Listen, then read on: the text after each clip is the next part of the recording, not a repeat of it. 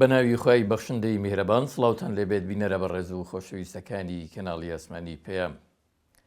خۆشحاڵین لە دەرفەتێکی نوێدا لە دیدارێکی تایبەت بە خزمەتەوەی بە ڕێز و خۆشەویست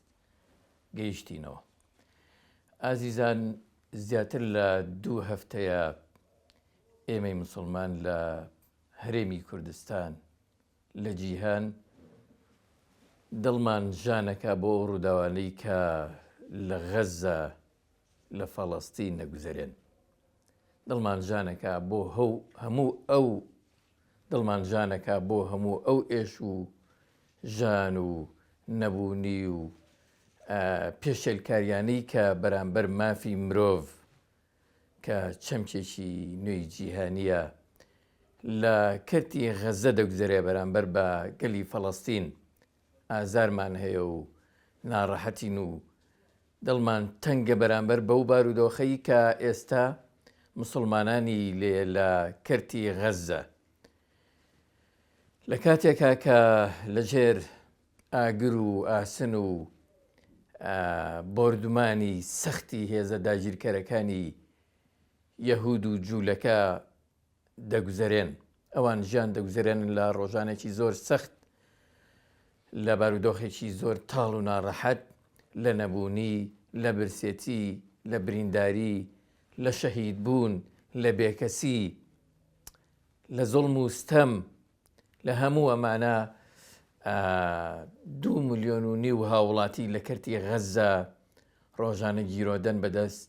ئەو زوڵم و ستەمەی کە بە بەرچاوی هەموو جیهانەوە بەبێ هەڵوێستێک کە شایەنی ئەوە بێ بەر بە ئەو زوڵم و ستەمە بگرێ ژیانە گوزەرێنن. وەک هێزێکی نیا بەرامبەر، وەک هێزێکی بچووک، بەڵام بە پشتیوانی خۆی باڵادەست لەگەڵ ئەو ئینتیما و هاوسۆزی و برایەتی کە موسڵمانانی دنیا بۆیان هەیە ئەوان خۆڕاگرانە لە کەرتی غەزە ماونەتەوە و بەردەوام خۆڕاگرانە درێژە بە هەڵوێستە نەگۆڕەکانیانە دەن بۆ بەدەستێنانی مافەکانیان و ئازادکردنی خاکەکەیان لەژێر دەسەڵاتی یەهود و جوولەکەی سەردەم. ئازیزان، ئێمە بە پێویستمان زانی لێرەوە دەرگا بکەینەوە بەڕووی وەرگرتنی وەڵامی هەندێک پرسیاری هەنووکەیی کە لە شەقامی هەرێمی کوردستان و دنیاشدا دەگوزەرێن.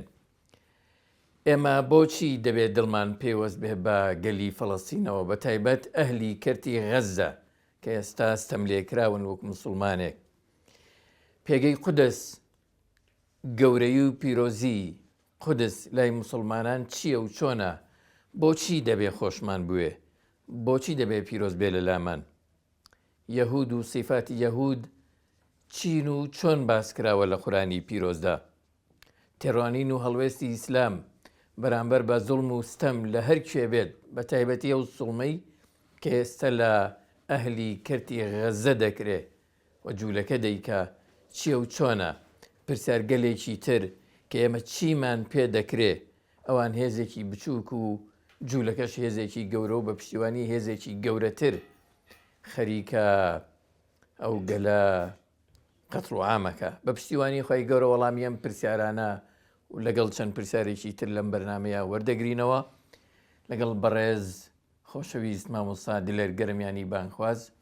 زۆر سپاسیەکەین کە دەرفەتی بۆ ڕەخساندین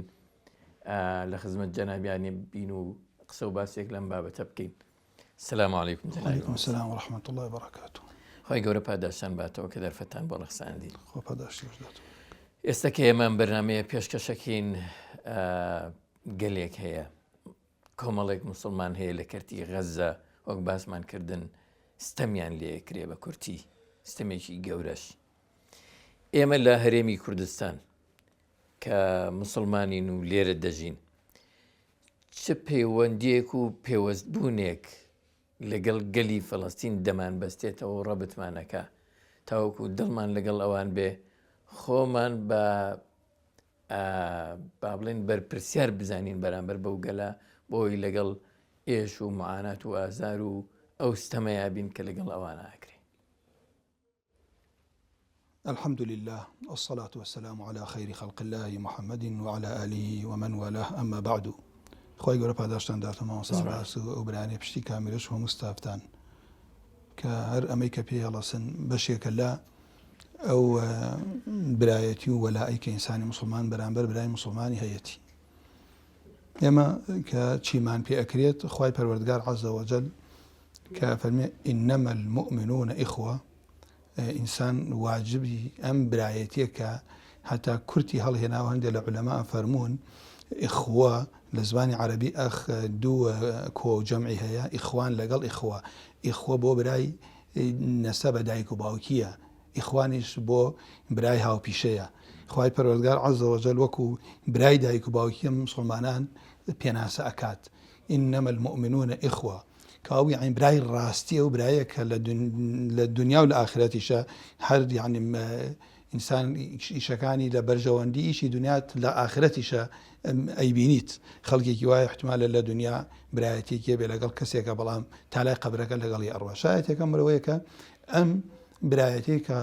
قورئان مسلمانانی گێڕاوە بە برایەک، ئەمە تەنها شیعار نییە قسەیەک بێ و بوترێت. ئەو زۆر زۆر ئاسانە بوو ئەگەر وا وایە، هەرکوو بەرپرسیارەتی کەوابوو کۆمەڵێ شت لەژێر ئەمە کۆ ئەبێتەوە لەو بابەتانە کە ئینشاڵڵا باسیەکەین ئەو مەسائلی ئینەمە المؤمنون ئیخوە، بێباوەڕانیش بۆ یەکوان. یعنی ئێستا ئەبینی خەڵکێک وایە لە یەکێک لە زانایان ئەڵێ زانایانی مەغرب لە شوێنی کەش باسم کردو ئەڵێ لە مەتاری ئیتالیا کە منیان گرت لەبەر کتێبێکم نووسی و سەبارەت بە قەزەی فەلەستین کە بەوەیان زانیاندان پەرلەمانیش بووم لە مەغرب کاتێ مقابلەیان لەگەڵا کردم،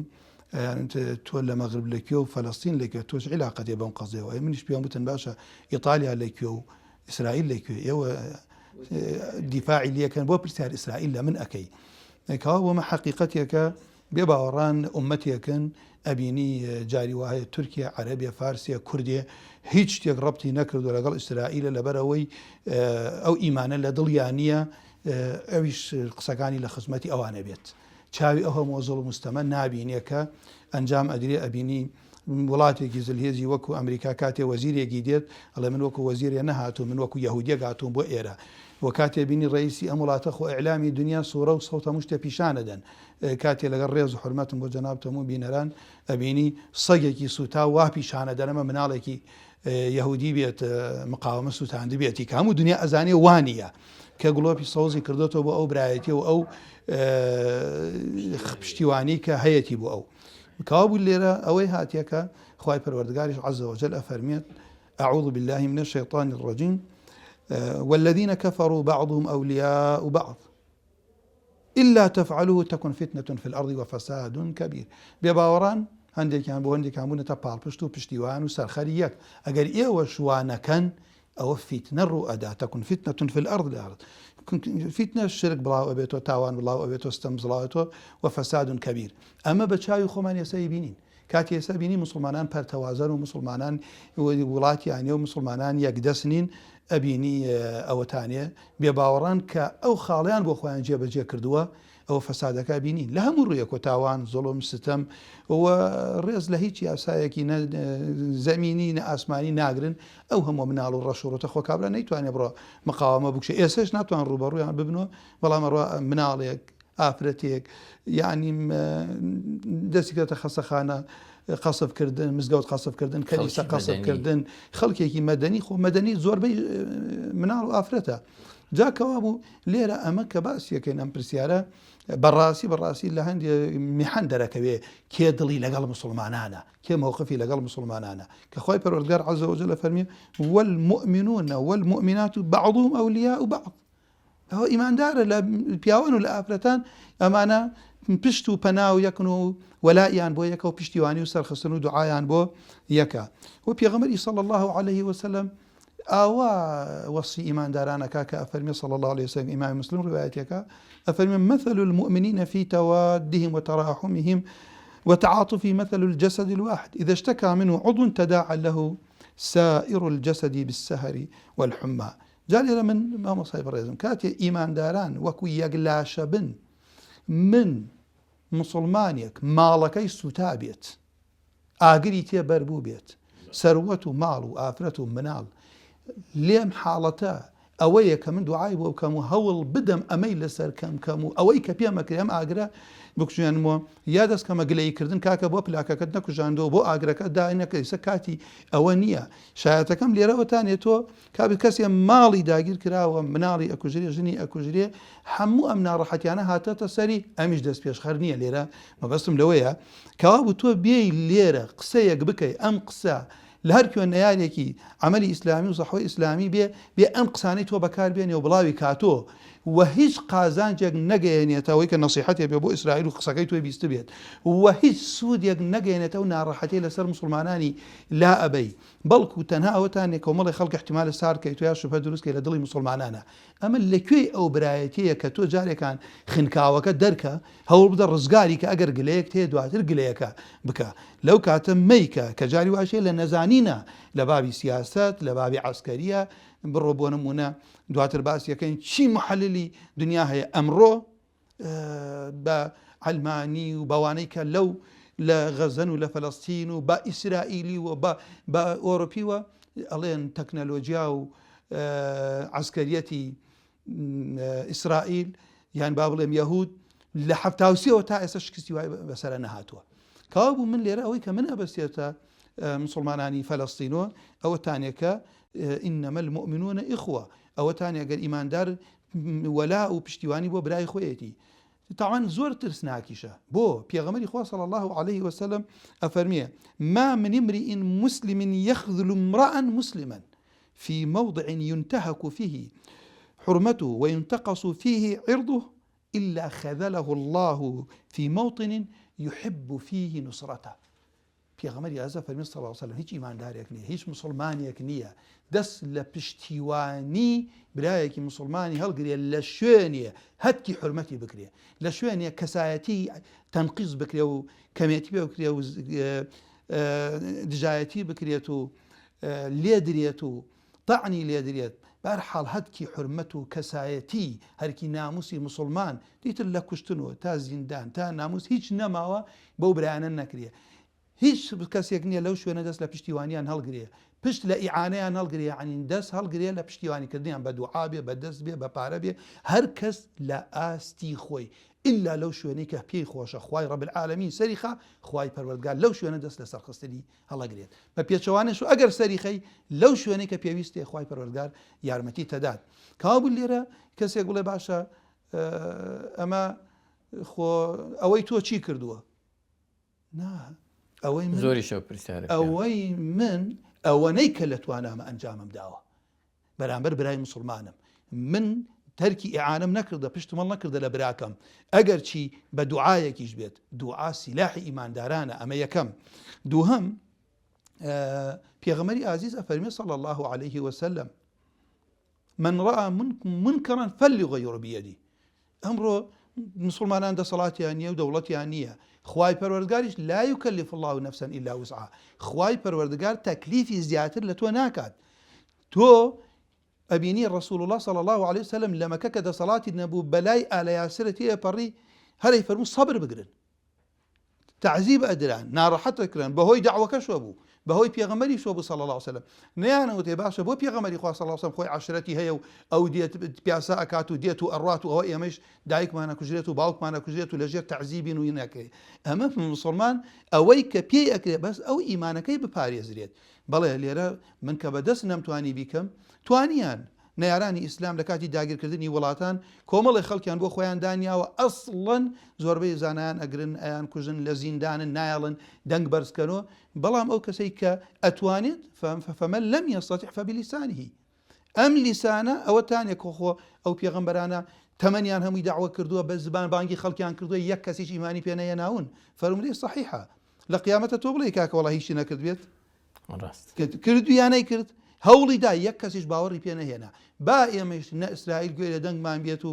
نە فەلەستینیش نمونە ئەهێنمەوە بیبیسێت بەڵام خوای پەروەردگار ئاگای لێ ئەمە مووقفێکە بۆ قیامەت تەسجیل یەکەین ئەگەریش ئەم ئیشە هیچی نەکردووە بۆ ئیسرائیل و ئەمریکا و ئەوانەیشی کە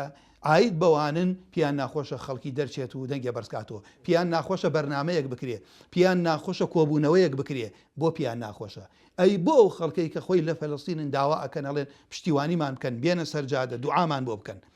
پاشان من کەوابوو لێرە ئەوەنەی کە پێمەکرێت نووسەرێ بە نووسینی زانایەک بە عیلمەکەی خەتیبێ بە وتارەکەی مسلمانان بەعام بە دوعاکەیان پێغەمبەری ئازیز صلی الله عليه وسلم کاتێ داوایان لێ کرد کۆمەڵێک لە هاوڵانیان بدرێتێ یەکێ لە تیرەکان بۆ ئەوەی دەرزی قورئانیان پێ بڵێتەوە خیاری سەحابەی هەڵبژار لە ڕێگا هەمویان شەهید کران یەکێکیان نەبێ ئایا پێغەمبەری ئازیز چی کرد صلی الله عليه وسلم یەک مانگ دوعای قنوتی بۆ خوێندن دوعا یەک مانگ فەرمودەی صحیحە کەوابوو تۆ پێتەکرێت دوعای قنوت بخوێنی ئەمڕۆ کاکە ئەو قافیشی پێ ناکرێت خۆ نەک بەیانیان هەر پێن فەرزەکە رسول الله صلى الله عليه وسلم بۆ 70 سەحابە یەک مانگ دوعای خوێن ئێستا بلێک کاتە 1000 کەسە کوژێ 500 کەسە کوژێ 600 کەس مەزڵومیشن تۆ واز لەوە بێنە هەر گومانێکت هەبێ بەرامبەر هەر کەسێکە من ئیشارەت بەوەی شەکەین بەڵام باس لە مەزڵومیەتی ئەم ڕەش و ڕوتانە بۆ نایە قنوتەکەی بۆ بخوێنی بۆ نایە دوعاکەی بۆ بکەی ێ باشە کەوابوو مزگەوتەکان ئێستا قنوت نەخوێنن کەی قنوت ئەخوێنن کاو ئەمە شتێکە کە تۆ لە شەرع پێغەمبەری ئازیز صلی الله عليه وسلم لەو کاتە دوعای بۆ کردوون کاو بەڕێ تۆ ئەوەی کە لەسەرتە بە زبانت ئیتر تۆ بڵێ کاریگەری نەبڵێم خوایە ئەوەنەی لە توانام بووە من ئەنجامم داوە اینجا رسول الله صلى الله عليه وسلم فەرمێت إن المؤمن للمؤمن كالبنيان يشد بعضه بعضا وشبك أصابعه إمام بخاري روايتي كذا إيمان دار بو إيمان دار وكو أو ديواره وايا بيغمري هذه أودسي تشبيه إيمان داراني كده إيه باشا خو إيسا ديار قسي كي الروات باخلي إسرائيل وإعلام إسرائيل وتاري كي نوسيني كي كنالي كي وهي كيش ببيشوانوا أوان خوان داوا أكن نابینی لە غەزە ماڵێ 6 مناڵی کوژراوەڵی دویتر ئامادە کردووە مناڵێکی بچووکە یاڵێ وەڵاهی ناترسم ئەوان لەژێر ئەو هەموو قەسفە کە لەوە چێ دواتر ئیشارە پێکەی ئەی بۆ دەستیان پێ کرد کاکە دەستیان پێ نەکردووە کاکە ئەمە لە 1970 کە بەریتانیا فەڵەستینی داگیر کردە دواتر 1948 پاشتر 67 ئەمە هاتوون ئەوان بەردەوام دەستیان لە قوڕکی ئەمانەیە ئان لەسەر سێنگیان ئان لە ناو ماڵەکانیان داگیر کردووە ئافرەتیان ئەبن مناڵیان ئەبن پیاویان ئەبن ئەوەی شێوازی تەعزیبە بە ئیهانەی معنەوی بە جەسەدی تعداکردن لە ناموس هەموویان پێکراوە کابرا لە ژێرەوە دەنگێک بەرزەکاتەوە بۆ کسێکی وەشاندووە ئەڵێ نابووە ئەم دەستی پێش بخستایە ئەمە تێنەگەشتنە لەو واقعی کە حتا ئەگەر وا بکەی ئەو کاتەڵی کاکە بۆ جێشی مسلمانان لە مەکە و مەدینەوە ڕێکەوتن بەرامبەر فرس ئیمپراتۆریەک بوو دەوڵەتێک هێزگار گەورە بوو کە لێرەوە ڕێکەش هەندێکیان بە پێر ڕۆشتووە بە گوێ درێژ بەین ڕۆشتون بە شمشێرێک و ئەوانیش ئەو دەوڵەتە زلهێزە تەنانەت هەر لە بەرامبەریەک کە وەساون بەرامبەریەک مسلمانان 30,000 کەس بۆ عەرزی خۆیان نەبووە ئەوان دەوڵەت و مراتۆرێت بوون 200,000 بەس بەرامبەریان ڕاگرتەوە 200,000 پێکەنیان هات ڕۆستم و دار و دەسەکەی 30 بەرامبەر 200 تەماشای سیلاحی ئەو کاتێش بکەن فیلێکی هێزگار زۆریان هێنابوو پشتیشیان کە سوکاری خۆیان بوو ملەتی خۆیان بوو کاو تۆ لێرە کاتی ئەم وەزعانێتی خوای پەروەردگارە سەرکەوتندا ئەبەزێن لێرە بم بورە ڕاتەگرم بوو وەڵامی دوو پرسیارەگەر بە کورتیش بێ پرسیاری یەکەمیان جەنابی مامۆستا زۆر جارە و ئەوە ڕوبەڕوومان دەوترێ گەر ڕاستەکەن و ئاوایە ئەڵوێستان هەیە بەرامبەر بە قەزەی فەڵەستینی و حەماس و غەزە بۆچی بەڕێناکەون خۆتان و ماڵ و مناڵەکانتان و چوزانم دەوروبەر و ئەندامانتان بۆچی ناڕۆن بۆ غەزە مامۆستا ئیبراهیم یەکەم کەڕەت کەس هیچ مامۆسایەک نەیوتووە خەڵکی نە بڕۆن تاوەکو گوناحە ئینسانی مسلمانە بێت لەسەر منبەری پێغەمبەر صلی الله عليه وسلم بوتان بۆ خەڵک نەکات بڵێ بۆ کوڕی خەڵکیدن کوڕی خەڵکی چی دراوەتە کوشت خۆ ئەگەر خەڵکەکە یعنی خەڵک بیتانەیە بڕۆشتایە و تانیە بڕۆ تەماشای سنووری ئوردن کە بڕۆ تەماشای سنووری مستر کە مسلمانان بڕۆ ئەفغانستان داوا ئەکات هەمووی کە کاکەگیان ئەوە نییە بڵێن کاکە خەڵک لێرە ئەوان ئەو شێرانەی بۆ ئەو شوێنە پەروەردەیان کردووە کە فەرمودەیەکی صحیحە شێخ ئەلبانی بە صحیحی ئەزانیە فەرمی پێغەمبەری خوا فەرمی صلی الله عليه وسلم باشترین ڕیباتی عەسقەلانە کان لە عولەما ئەڵێن ڕیباتی عەسقەلان ئەمە ئێسەیە ئامادەن لە سەنگەرن بۆ ئەوەی کە دوژمن بێتە سەریان ناتوانن بڕۆنە سەریان بەو شێوەی کە تاقی ئەکەنەوە بزان ئەمانە چین لەبەر ئەوەی ئەبینی کاتێ ڕۆشتنیش دوێنێ ئەو شۆفڵانەی کە بردبوویان محللين يعني تمشوا في الله مدرعية شو في الله حرشي عليه يعني بحموش يوي بوش يوي دروس يعني كردوه كنتوان يبيش يعني دواني ليش كان دبوا إنه دبابي كان دبوا خلق كشي رأي كردوه ولا بزاف أمانة شين مقاومة كان يعني من قناعتهم ويا أو كوملان كالرسول الله صلى الله عليه وسلم فرمي ببردوام طائفة لأمتهم لسر حق هيج كزرر يعني في ناقة يعني مجر أو يشو آزار وبرسيان تينا بيكدية السريان أمانة يعني بيغمر إخوان لكوين فرمي ببيت المقدس بيغمر إخوان صلى الله عليه وسلم من قناعتهم ويا أوان حوانا بشي زوري شي أنا قال همو يا النبي أوانيك لإشارة يعني بيك حافظي قرآنا يعني أمانة خويا بياوي أو ميدانا داويان نكردوا خلق بروات أو علاقة با أو روزگارە هێزان کاکە ئەو وڵاتانە لای وڵاتەکانە وڵاتەکانیش ئەمڕۆ ئەوەنەی کە بە قسەی زلێزەکانەکەن ئەوەنە بیریانیە لای وەڵامدانی و ئاەت و فەرمودەکان بەڵام بێمە سەر پرسیارەکەت خۆ ئایا کەس وتێتی هیچ مامۆسایە وتێتی ئەمڕۆن هیچ مامۆسای بە کوڕی خەڵکی وتێتی ئەمڕۆن ئیمامی مالکە فەرمیێ هەرچی بە نووسین ئەینووسین ئەگەر خۆمان بێنجێ بەجێکەین ئەبێ هیچ نەنووسین چکە من باسی جیهادە نووسمەوەی باسی جیهادە باسی زەکاتە نووسمەوەی باسی زەکاتە تۆ لە وەلایەکە خۆی داوات لێ ئەکات داواشی نەکاتەوە وەکو موسڵمانێ ئەبێ خۆت دوعا بکەی ئەبێ خۆت خەم و پەژارەیت پێوە دیار بێت ئەجا لێرە بڵێ کاکە وەڵا خەڵکی غەزە بڵێ دوعایە بۆی ئەەکەم کەناڵە لە خزمەتێتی پارەیە بە ئاشکرا پاریان بۆ کۆکەینەوە لەبەر چی لەبەرەوەی ئینەمە المؤمنون ئیخوە ئەوەی لەسەر ئەرزە بە کورد و عەرەب و تورک و ئەجنەبی و ئۆڕۆپیوە خۆ بە موسڵمانە زانی بڵێ دەی موسڵمان ئینەمە المؤمنون ئیخوە دەی موسڵمان هەندێک لە پشتیوانی موسڵمان بۆ موسڵمان پێغەمبەری ئازیز وتاری خوێندووە کاتێ فەقیری پێوە بینیون کە پارەکەیان کۆ کردەوە فەرمووی من سن في الإسلام سنة حسنة الحديثة کەوا بوو چی بوو پارە کۆکردنەوە بۆ ڕەشوڕوتی موسڵمانان بە دڵنیاییش پیان ئەگات ئیعلامێکتە تۆش ڕەشوڕوتی ئەگەینی دە دنیا چۆن ئێستا لە هەموو دنیا ئەبینی ئیعلامی ئەوانەی کە لەگەڵ ئیسرائیلن یەک و دوی لێ ناکەن هەمووی لەگەڵێتی ئێستا زۆر زەڕە خەڵکی بزانێ قسەی ڕاتە باخەڵی کێوە تۆ جاری وای ئیتیهامی و مامۆسا ناکرێ و مامۆسا تەکفیریە و کێی بە کافرزانی و کوڕی خەڵکی هان ئەدات نەخێر کەس کوڕی خەڵکیان نەداوە لەبەر ئەوە اینجا خاڵێکی تریشەیە مامۆسای بەڕێزم کەس باسی تەکفیری نەکردو کەس نەیوتە کوڕی خەڵکی بڕوە ئەڵێ ئەوەنەی کە پێمان ئەکرێت لە دوعای خێر لە قنوت بەڵێ کاکە گیان دەگەر لە شریعەتی ئیسلامیە و پارە کۆکردنە زۆر زۆرە لە تەخورمایە کەم نییە لای خوای پەروەردگار عەزە وەجەل اتقوا النار ولو بشق تمرة وایوانە کەوا خۆشیان داواکەن ئەڵێن کاکە بێنە سەر جادە بۆمان اینجا دوایەوە تەماشای سیاسەتی لێ دەرکە ئەو کەسانەی کە مع الأسف لە هەندێ شوێن کەسانیە هەن فتوا و ڕۆژە کەسێکم بینی لەسەرێکە لەو کەناڵە عەرەبیانە ئەگەر مەحموود عەباس بڵێ جیهادە ئەمە جیهادە جارێکی شانە بوو سەبارەت بە ڕیفراندۆم هەر یانوت مزاهرە حرامە بەڵام لەو کاتە ئەیانوت کاکە بۆ ڕیفراندۆم هەندێ مامۆسا ناڵێم هەمووی هەندێ مامۆسا فتوایەدا کاکە دەرچن بۆ ڕیفراندۆم فتواکە بدەن کاوە بوو تۆ هەر کاتێ بینی زانا فتوای لە دەسەڵاتدار وەرگرت دەسەڵاتداری ئەم زەمەنەیش کە بڕۆ تۆ بڵێ کاکە ئەگەر مەحموود عەباس بڵێت وەڵا جیهاد اینجا من ئەڵێم جیهادە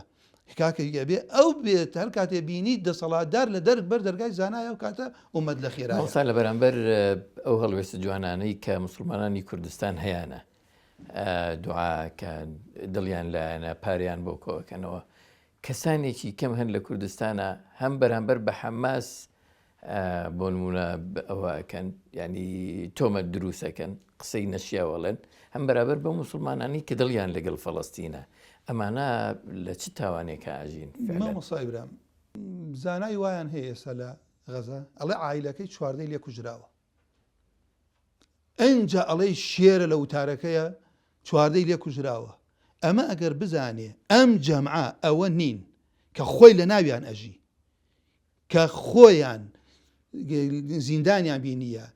دوێنێ یەکێک لە ئەوانەی کە زیندانەکانی بینی بوویت ئێوە تەنها لە دوورۆ تەنها تەماشای تەلەڤیزیۆنەکەن لە قتەیەکە بینن نەختی خەفەتە خۆن دواتر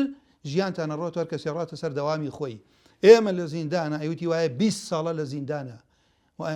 بە گەنجی ڕۆشتۆ پیریان کردووە ئەوتە خرێتە ناو مەجاریەکی پیسی نازانی مەسافەی چەنە هەمووی پێپاکەکەنەوە اینجا لەوە کە تەواوی ئەدۆن بۆ یەکێکی تر پیسەکەن و یەکێکی کە ئەهێنن بێ لە ئیهانە و لێدان و تەعزیب و برسێتی و سومپێدان و ئیهانەکردنی ناموس و وڵاتەکەش داگیر کراوە ئەم وەزعی کە تۆ ئەیبینی کە لێرە تۆ ئیشارەتی پێ بکەی بێ ئەمانە دیفاع لەم مافەی خۆیان بکەن کابرا ئەبینی ئەم زانایانە هەمویان جا طبعا تەماشا هەموو دنیا بکە اتحادی علەمای ئیسلامی علەمای جەزائر علەمای ئەزهەر بڕۆ بۆ ئەفغانستان ئەوەی کە لە سەفی موسڵمانانە ئەم قسانە ناکات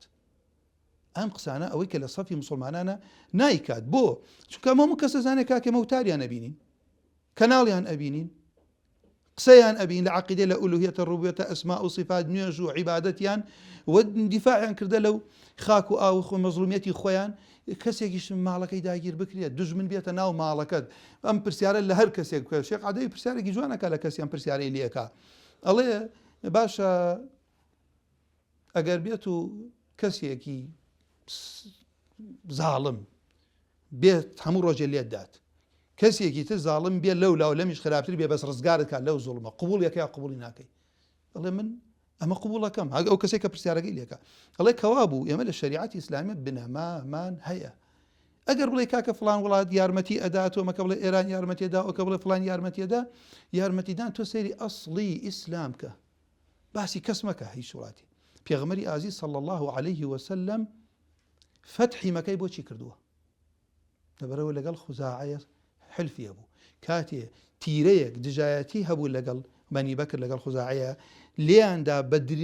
بە نهێنی هەندێک لە قوڕیش دیفاعیان لێ کرد هەندێک لە قوڕیش دیفاعیان لێ کرد پێغەمبەری ئازیز صلی الله عليه وسلم وفاء بۆ ئەو حلفە ڕۆژ دیفاعی لێکردن فتحی مەکەی لێ بووە کەوا بوو لێرە مەبەستم ئەوە بوو کە ئەمانەی کە ئەو گومانانە ئەخەنە سەریان ئەنجا بوو ئەو ڕەش و ڕوتانە ئەم گومانە کە ئێستا تۆ دروستەکەی جگە لە سارکردنەوەی خەڵکی چی ئەمەی من ئەوە دیارە دوعایەکە کۆبوونەوەیەکە نوێژیەکە پارە کۆکردنەوەیەکە خەفەتێکە ئەو کەسێش خۆی لێوە دڵی پێخۆشە دیارە ئەمەی ئێمە ئەوەی کە لەگەڵ ئیسرائیل پێی ناخۆشە ئەوەی لەگەڵ یەهودا ئەوەی ئەو خەڵکەی کەیشکەوا ئەکات دیارە ئەوەی مسلمانە حتا خەڵکی غەزە خۆی ئەوان پێ ناخۆشە ئەوەی مسلمانیشە پێی ناخۆشە و معقولشە مسلمانانی دنیامە چەند ساڵە کیباری عولەما ئەحمەد یاسینیان ناسیوە ئەو زانانیان ناسیوە بڕۆ هەر لە ئەو ڕۆژەی کە حەماس دروست بووە لە 2 دقەیە شیخ عوثەیمین ئیشارەتی پێکا کە الحەمدولله جەمعێکی وا دروست بوون کە دواتر خەڵک توانێ بیشی بیسێت کە ئێستا بەگەڕانەوە بۆ ئیسلام ئەیانێ ئەو مافەی خۆیان بێننەوە و ئیشەکەشیان جیهادە بەڵام زەمانێکی زۆری ئەوێت مامۆستا لەوەی کە بابەتێک هەیە ئەمە پەیوەندی بە ئیسلام و مسلمانانی شەوای پەیوەندی بەم سەردەمەشەوایە کە لە غەزا گوزەرێ ئێمە ژمارەمان کەمە و نێارەکانمان زۆر ئەوەشی لە ئێستا لە غەزا گوزەرێ هەروایە ژمارەی مەسەلەن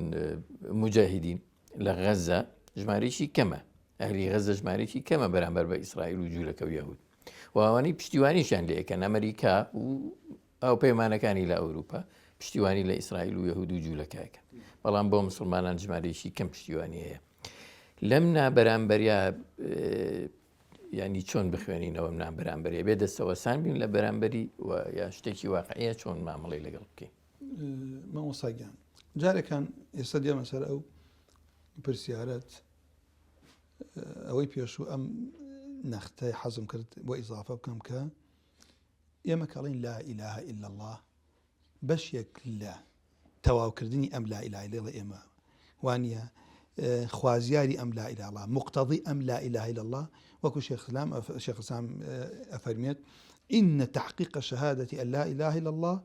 يقتضي أن لا يحب المرء إلا لله وأن لا يبغض إلا لله أبي خوشويسي أو لا إله إلا الله ولا مسلمانك خوشويسي لا بيناي خويا بيد دجايتي لا بيناي خويا پروردگار بيد دوستايتي وسرخستنت ودجايتي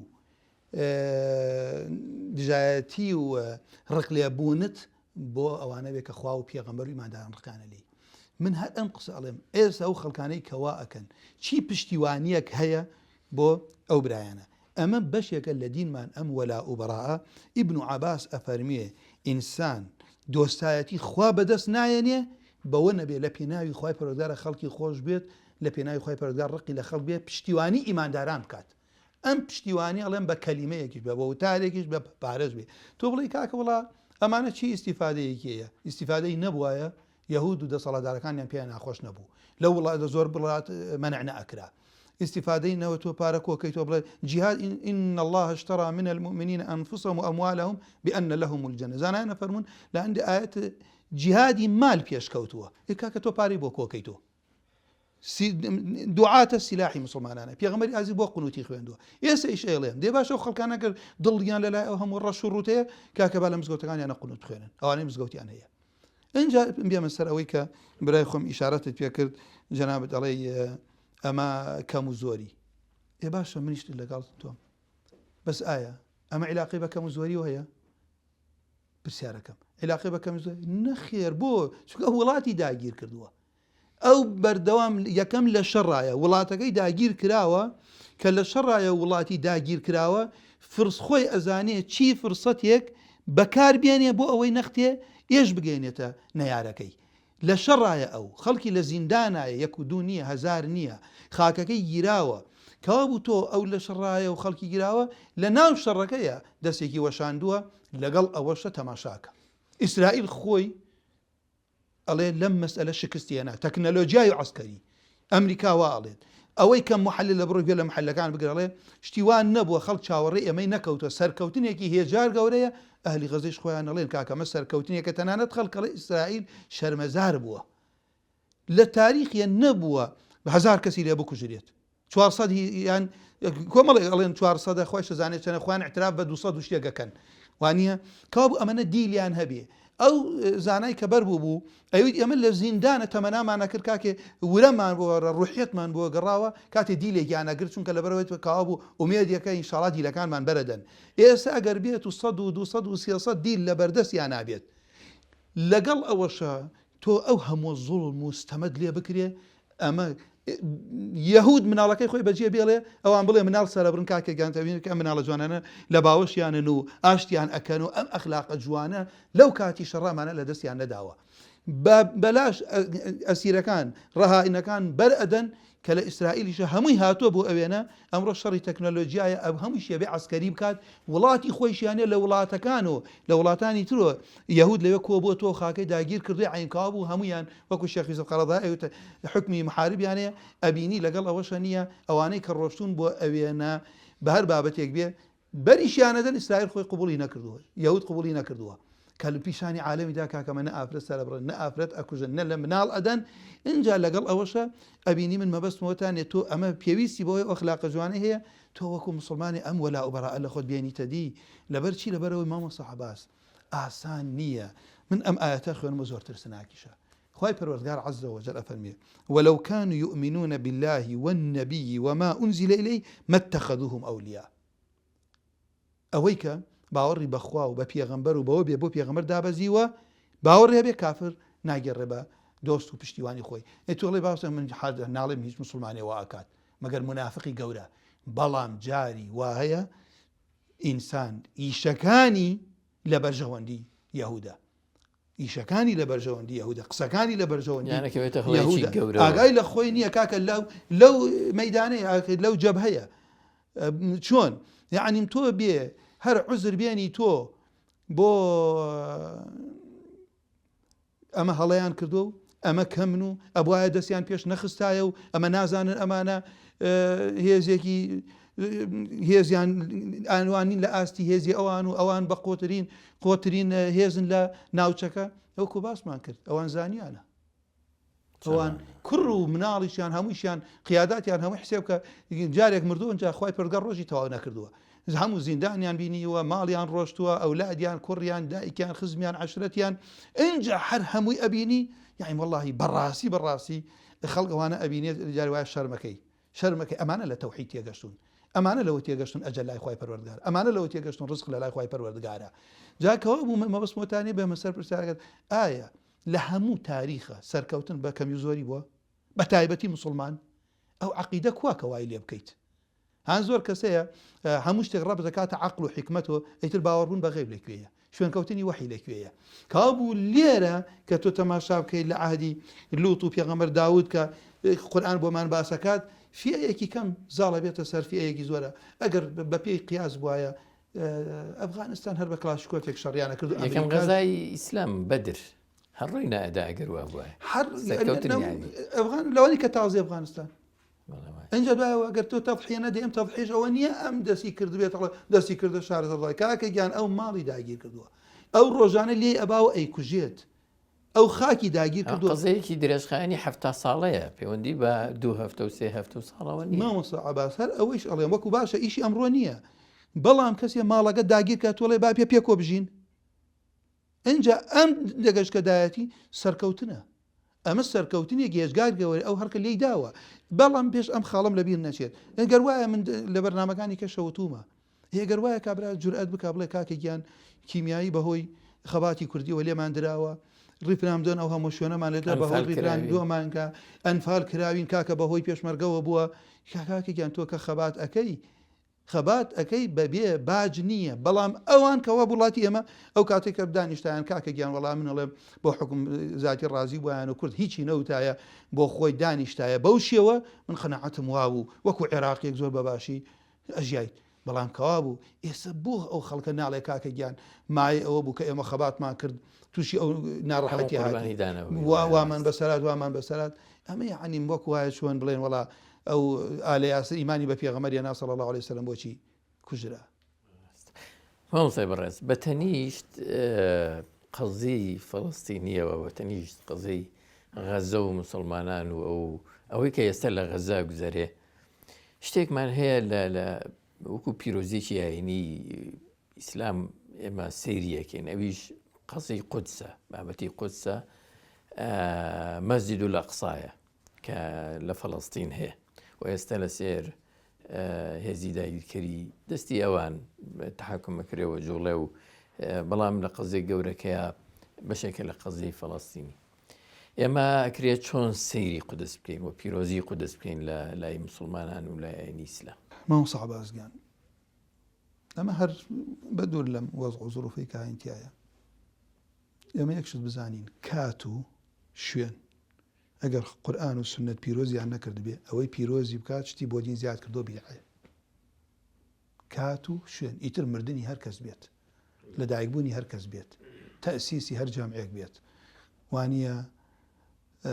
کاتێک کە تۆ بە پیرۆزی بزانی و ساڵانە یادی کەیتۆ شەرع و مەکانەتەی بۆ نەدابێت شوێنێکی ئەو شوێنە بڵێ پیرۆزە. کاو ئەم قسەم بۆ چییە؟ پێگەی قودس کورد و عەرەب و تورک و فارس داینەنیەوە. من ئێمە ملەتەمان ملەتێکی مسلمانە، من ڕووەکەمە هەر کەسێک کە فەخر بەوە ئەکاڵێ لا إله إلا الله محمد رسول الله ئیتر عیلاقەی بە هیچ جەمعێکۆ نەبێت، لە هیچ جەمعێکە نەبێت، یعنی باوەڕت هەبێت ئەبوایە کێشەی مسلمانانی فەڵەستین و قودس مسلمانانی ئەهلی قبلە لەم خاڵە یەکدەنگ بن. با خاڵە هەبێت یا یەکدەنگ بین، یاخر معقوڵە تۆ لە خاڵێکی ڕوونە تۆ لەم خاڵەی شەبێ لەگەڵ مسلمانان یەکدەنگ نەبیت، بیتە مای ئەوەی کە لەم دقەی خەڵکە بێ سەرقاڵی دوعا بێ بۆ ئەوەی کە لە شرکەیەکەوەنە خەڵکە کوژرێ 1000 کەس 500 کوژرێت کە تۆ لەم حاڵەتەش بێ مسلمانان مەشغوڵکەی بە ڕەدی شوبهاتۆ. ئەمە زۆر جێگا ئەسەف و خەفەتە مامۆستاگیان. کەوا بوو لێرە مەبەستم خاڵێکی هاوبەشی مسلمانانە قودس کە لە ناو قودسە ئافرەتی مسلمان لە نوێنژە هەتکی حورمەتی ئەکرێ، ئیهانە ئەکرێ، تەعزیب ئەدرێ، لێ ئەدرێ، ڕائەکێشرێ لەسەر و خاکە مناڵ پیاوی پیر. کەوا بوو خەریکە قودس هەڵەوەشێننەوە، حتا ئەڵێ ئەم هجومی ئەم جارەی کردویانە یەکێک بووە لە سەبەبەکانی هەڵوەشاندنەوەی پیلانی یەهود بۆ ڕوخاندنی قودس. مامۆستاگیان کەوا بوو تۆ لێرە ئەڵێ ئەمە مەبەستەکەمە با لێرەوە هەموو مسلمانێکی لە دەنگم بێت، ئەوەی لە جەمع لە دەرەوەیە، ئەوەی سەلەفیە، ئەوەی سۆفیە، کاکە قودس لە لای تۆ پیرۆزەیانە بەڵێ بۆ چونکە خوا پیرۆزی کردو، من و تۆ پیرۆزمان نەکردو. دیفاعکردن لە قودس ئەوە خوای پەروەردگار عەزە وەجەل کە باس لە پێغەمبەر ئیبراهیم و لووتەکە فەرمێت عەزە وەجەل خوای گەورە أعوذ بالله من الشيطان الرجيم ونجيناه ولوطا إلى الأرض التي باركنا فيها للعالمين ونجيناه بو هاكبو پیغمبر ابراهيم گەڕێتەوە. ئەو عەرزە کوێ بوو بۆی ڕۆشتن؟ فەلەستین بوو. خوای پەروەردگار بەچی باسیەکە؟ عەرزێکە بەرەکەتی تایە. پاشان خوای پەروەردگار عەزە وەجەل فەرمێت بسم الله الرحمن الرحيم سبحان الذي أسرى بعبده ليلا من المسجد الحرام إلى المسجد الأقصى الذي باركنا. بکوێ؟ مسجدی ئەقسا خوا پیرۆزی کردووە. باشە کەوا بوو شتێ خوا پیرۆزیکا بێت لە دڵی هەموو مسلمانێک پیرۆز بێت، هەتک بکرێ ئەمە مسلمان بە واجبی خۆی بزانێ ئەوەنەی کە پێی ئەکرێ دیفاعی لێ بکات. ئەو دیفاعش حەماس و ئەهلی غەزە ئەیکەن بۆ قودس، ئەو دیفاعی کە ئەوان ئەیکەن، ئەوان وەکو باسم کرد پێغەمبەری خوا فەرمی صلی الله عليه وسلم بەردەوام تائیفەیەک لە ئومەتم لەسەر حەقن، ئەفەرمێ ببەیت المەقدس پێغەمبەری خوا فەرمێ باشترین ڕیباتی کوێیە؟ عەسقەلان چەند کیلۆمەترێکە لە غەزەوە دوورە. زانایانە فەرموون بەردەوام عەسقەلان و غەزە پیاوچاکان لە مێشکیان بۆ چونکە شوێنی جیهادی مسلمانان بووە. ئەنجا بگەڕێمەوە بۆ پرسیارەکە. پێغەمبەری خوا صلی الله عليه وسلم ئەفەرمێ دووها یەکەم مزگەوت پرسیاریان لێکە لەسەر عەرزە دروست کرابێ فەرمی مەسجدی حرامە کەعبە دووهەم مزگەوت پێغەمبەری خوا فەرمی بەیت المەقدسە. ئەفەرمێ جائز نییە ئینسان سەفەر بکە بە نیەتی چیوە؟ خۆت کۆکەیتۆ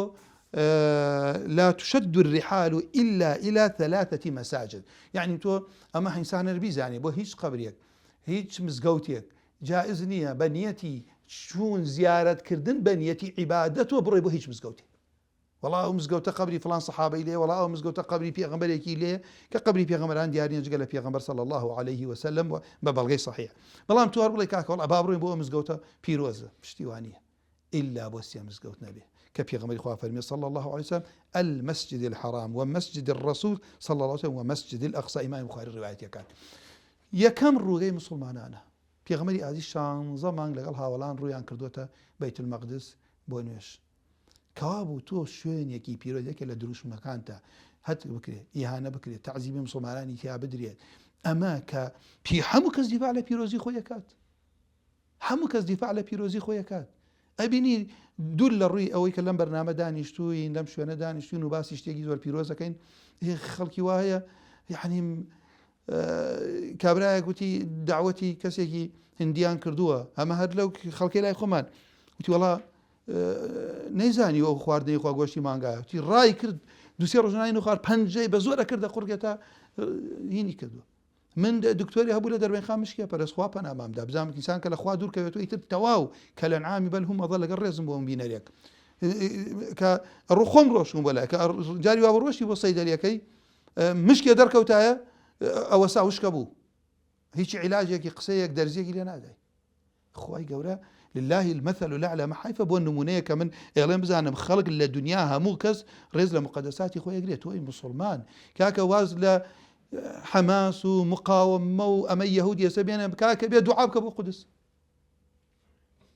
جا لەبەرەوەی مامۆستاگیانەوە بەڵگەیەکی زۆر زۆری لەسرە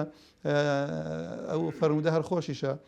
پێغەمبەر موسا کاتێ مەلەک المەوت ڕوا ڕوحی بکێشێت داواکە لە خوای پەروەردگارە فەرمیێ نزیکم کە قەبرەکەی نزیک کاتۆ لە بەیت المەقدس. پێغەمبەری خوا فەرمیێ گەر ئێستا لەوێ بۆیان پیشان مەدان قەبرەکەی لەکوێیە ئەمزانی لەکوێ خوای گەورە پیشانی دابوو. خۆی گەورە پاداشتێ باتەوە مامۆستای بەڕێز. بینەرە بەڕێز و خۆشەویستەکان بەرنامەکەمان ئەڵقەی یەکەم کاتی تەواوە بێ بەڵام بابەتەکەمان درێژەی هەیە لەبەرەوە لێرەدا کۆتایی باڵقی یەکەمی بەرنامەکەمان هێنین بەرنامی دیداری تایبەت لەگەڵ بەڕێز مامۆستا دلێر گەرمیانی بانخواز دەسپاسیەکەین خۆی گەورە پاداشتی باتەوە. سپاس بۆ ئێوەش کە تا ئێستا لەگەڵمان بوون بینەرمان بن بۆ ئەڵقەی دووهەم ئینشاءڵڵا لە ڕۆژانی ئایندەیە دێتە خزمەتتان تاو کاتە بەخواتانە سپێرین هەر شاد بن.